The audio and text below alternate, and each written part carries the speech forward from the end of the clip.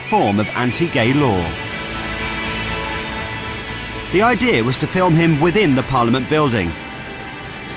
But at the last minute, we were told to leave, so had to hastily reconvene on the grass outside. Could you describe this bill as homophobic? I would describe it as a wonderful piece of legislation that will help those who are involved in this behavior, but also those who would, and protect those who are not involved in this. But I've read a comment from you that you would like to kill every last gay person. Did you actually say that? And would you like that? People keep on misquoting me about this issue. We have proposed a death penalty in this bill, but actually we can rehabilitate these people and then they come back to normality. That's the path that we would be very much interested in. What's the actual problem with being gay?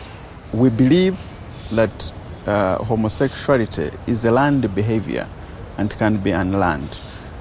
We also believe, backed by our background, that it is a sin, as stated in the Bible, as also stated in the Quran. And it's evil, it should be fought. It's not something good for our society. But I've spoken to some people while I've been here who have to live in slums where they have to hide away from people. They've been harassed and their lives have been made absolute hell. And if this bill goes through, then it's going to happen to so many more people. Well, I can assure you that this has been, I think, a planned, deliberate propaganda by the gay movement to suggest that there has a lot of harassment here in Uganda. I've not seen any person being harassed. But already parents are chasing children away from their homes. Have you heard of that? Yes. I've not heard of that in this society. But well, maybe you should do some more research. But what I know is that once we have the legal framework passed, the bill passed, we would expect a parent to report the child to police, and then the law enforcement agencies should take care of that. What about the people that totally believe that they were born gay and they can't change?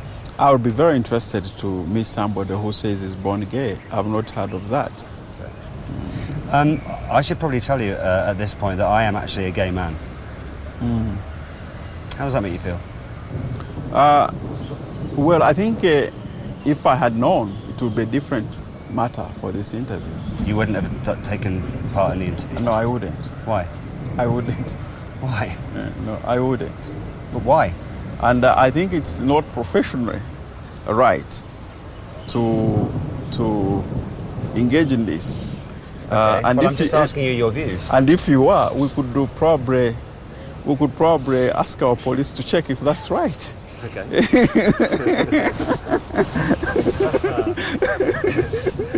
Okay. Make sure that you are not caught in the act, because if you are, you'll be put in. No, I'm aware of that, yes. Okay. It was then that David Bahati stopped the interview.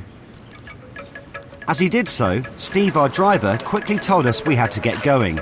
He sensed something was very wrong, so we raced back to the hotel. We were told that David Bahati had sent police to a hotel he thought we were staying in to seize the tapes and arrest us. But luckily, he'd got it wrong. I told Bahati I was gay earlier, and since then it's all gone off. He's been calling our fixer, asking where we're staying. He says that he's called the authorities, and I don't know, I'm just really scared now. I don't know what he's going to do. I have no idea what's going to happen. I'm expecting somebody to burst in through that door any minute and arrest me or something. I've never been in a situation like this before.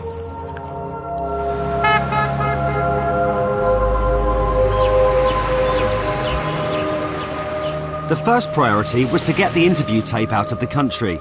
And with the threat of arrest hanging over our heads, I was keen to leave Kampala too. But there was something I wanted to do first. So made one more trip to Boise. Hi, how are you? I'm okay, how are you? Okay, I'm good, thank you. Hi. I know it's not going to really help that much, but I've bought you a few little things. Oh, thank you very much. I bought you a stove. Yay. And I know that you said you needed some blankets and stuff. Yeah, okay. So I got you some blankets and some towels and some plates. We have them. And even some forks and spoons. I didn't believe for a moment these gifts would change anything. not why Ugandan society is so aggressive towards gay people. Something happened to our friend. One of our friends was coming from out from the bar. Somebody come out from the other side of the road. He grabbed him. He was boxed. Then he fell down. He was kicked. So he was quite badly beaten up. Yeah, he was quite beaten. He had some injuries around the lips here, and it was swelling like this. Then he was finding some difficulties in breathing. He was gasping for breathing. Right.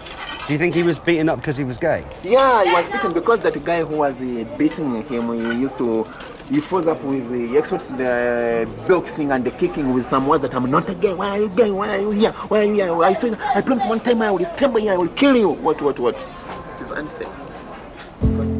It seemed every time I met them, something else bad had happened, which to me summed up the bigger picture. The homophobia never stops. But what's amazing is that through all this, Morgan, Joseph and the others don't let it grind them down. I was created in God's image. I know that I'm normal just like other people, and I know that I can succeed in life just like others. Yeah, I feel bad when they harass me, when they abuse me, but I don't think that's the end of the world. I know it will be better some days. Yeah.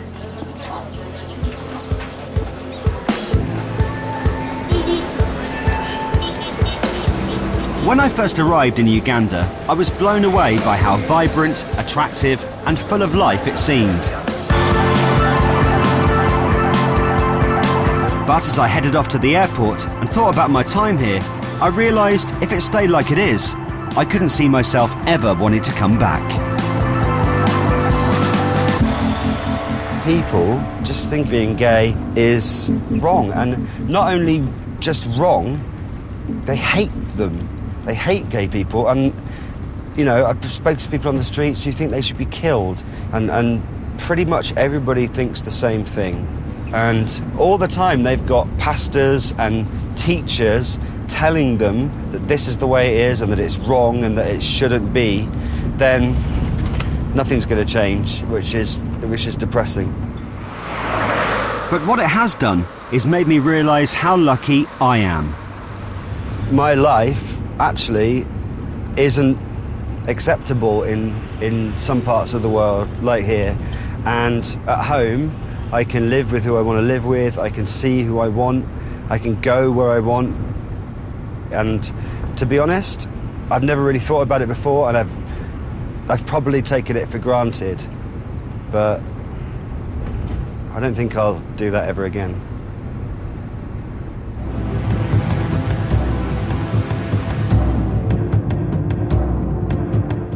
Leaving her London home behind, Ju travels back to the Congo, a country she left when she was 3.